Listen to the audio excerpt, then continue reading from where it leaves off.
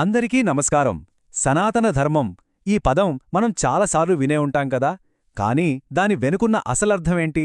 రండి, ఈరోజు మనం ఆ శాశ్వత మార్గం గురించి కాస్త లోతుగా తెలుసుకునే ప్రయత్నం చేద్దాం. అంటే ఇదొక మతమా, లేదా ఒక ఫిలాసఫీనా, లేక కేవలం ఒక జీవన విధానమా? ఇలాంటి చాలా ప్రశ్నలుంటాయి. సో ఈ పురాతన జీవన విధానం యొక్క మూలాల్లోకి వెళ్ళి దానిపై ఉన్న కొన్ని అపోహలను తొలగించే ప్రయత్నం చేద్దాం. ముందుగా అసలు సనాతన ధర్మం అంటే ఏంటో చూద్దాం. ఓకే, మొదటి విభాగానికొచ్చేద్దాం. శాశ్వత మార్గం. అసలు ఈ పేరు ఎలా వచ్చింది, దీని మూలాలు ఎక్కడున్నాయో పరిశీలిద్దాం. సనాతన ధర్మం ఈ రెండు పదాల్లోనే చాలా లోతైన అర్థం ఉంది. సనాతన అంటే శాశ్వతమైనది, ఎప్పటికీ ఉండేది, యూనివర్సల్ అన్నమాట. ఇక ధర్మం అంటే ప్రకృతి నియమం, మన కర్తవ్యం, నీతిగా బ్రతకడం. సో రెండూ కలిపితే శాశ్వతమైన నీతియుతమైన జీవన మార్గం అని అర్థం. అంటే ఇది కేవలం ఒక మతమని చెప్పడం కంటే ఒక సంపూర్ణ జీవన తత్వమని చెప్పొచ్చు. ఇక్కడొక ఇంట్రెస్టింగ్ విషయం ఏంటంటే, మనమిప్పుడు హిందూ మతం అని పిలుస్తున్నాం కదా, ఆ పదం చాలా చాలా తరువాతొచ్చింది. ఈ కాలాతీత జీవన విధానానికి అసలు ఒరిజినల్ పేరు సనాతన ధర్మం. చాలా విశ్వాసాలకు ఒక వ్యవస్థాపకుడుంటారు, లేదా ఒకే పవిత్ర గ్రంథం ఉంటుంది. కాని సనాతన ధర్మానికి అలా ఒక్కరూ లేరు. ఇది వేల సంవత్సరాలుగా ఎంతోమంది ఋషులు వాళ్ళ ధ్యానం, పరిశీలన ద్వారా తెలుసుకున్న జ్ఞానం.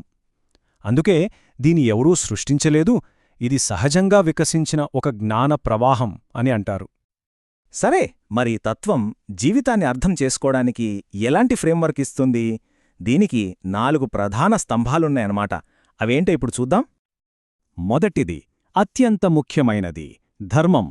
సింపుల్గా చెప్పాలంటే సరైన పని చేయడం.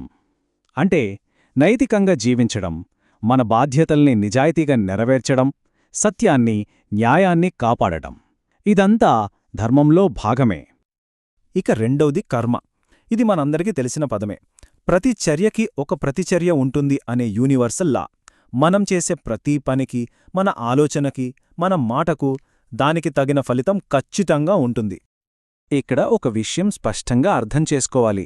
కర్మ అంటే ఎవరో దేవుడిచ్చే శిక్షో, బహుమానమో కాదు. అది కేవలం ఒక సహజ పరిణామం. మంచి పనులు చేస్తే మన చుట్టూ సామరస్యం ఏర్పడుతుంది, తప్పుడు పనులు చేస్తే దాని ఫలితంగా బాధ కలుగుతుంది. అంతే. మూడో స్తంభం, సంసారం. అంటే ఈ జనన మరణ చక్రం అన్నమాట. మనలోని ఆత్మ శాశ్వతమైనది. అది ఈ శరీరాన్ని విడిచి మళ్లీ ఇంకో శరీరంలోకి ప్రవేశిస్తూ ఈ ప్రయాణాన్ని కొనసాగిస్తూనే ఉంటుంది. మరి ప్రయాణానికి ఒక గమ్యముండాలి కదా, అదే మోక్షం. ఈ జననమరణ చక్రం నుంచి విముక్తి పొందడమే జీవితం యొక్క అంతిమ లక్ష్యం. అజ్ఞానం, బాధల నుంచి బయటపడి మన నిజస్వరూపాన్ని తెలుసుకోవడమే మోక్షం. ఓకే, ఇవన్నీ పెద్ద పెద్ద కాన్సెప్ట్స్లా అనిపిస్తున్నాయి కదా. మరి వీటిని మన డైలీ లైఫ్లో ఎలా అప్లై చేసుకోవాలి, ప్రాక్టికల్గా ఏం చేయాలి, ఆ విషయాలిప్పుడు చూద్దాం. సనాతన ధర్మం ఇది చెయ్యి, ఇది చెయ్యొద్దు అని కఠినమైన రూల్స్ పెట్టదు. కొన్ని మార్గదర్శకాలనిస్తుంది. వాటిలో మొదటివి యమాలు. అంటే యూనివర్సల్ మారల్స్ అన్నమాట. ఉదాహరణకి అహింస అంటే ఎవరికి హాని చెయ్యకపోవడం, సత్యం అంటే ఎప్పుడు నిజం మాట్లాడటం, ఇలాంటివి.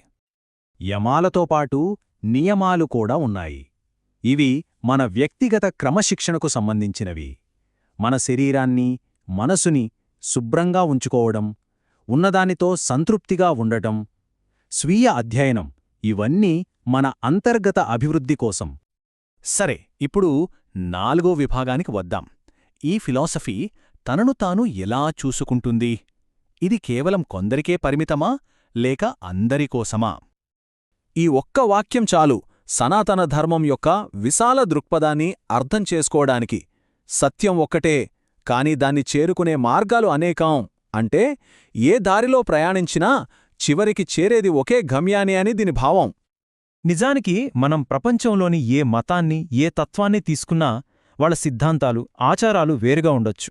కాని నైతికంగా, నిజాయితీగా, మంచిగా బ్రతకాలనే మూలసూత్రం మాత్రం అన్నింటిలోనూ కామన్గా కనిపిస్తుంది. ఇప్పుడు ఒక చాలా ముఖ్యమైన, అలాగే చాలా అపార్థం చేసుకోబడిన విషయం గురించి మాట్లాడుకుందాం. అదే కుల వ్యవస్థ. ఇక్కడ మనం చాలా జాగ్రత్తగా ఒక విషయాన్ని గమనించాలి. సనాతన ధర్మంలో చెప్పిన అసలైన వర్ణ వ్యవస్థ వేరు, ఇప్పుడు మనం చూస్తున్న పుట్టుక ఆధారిత కుల వ్యవస్థ వేరు.